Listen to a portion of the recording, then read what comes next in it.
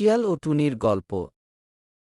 একদিন গ্রামের এক প্রান্তে এক বনের ধারে বাস করত এক চালাক শিয়াল। তার পেটে সবসময় খিদে লেগেই থাকত। একদিন সে বন থেকে ঘুরে আসছিল, হঠাৎ তার চোখ পড়ল এক ছোট্ট টুনি পাখির বাসার দিকে। টুনি বাসার ওপর বসে মধুর গলায় গান গাইছিল।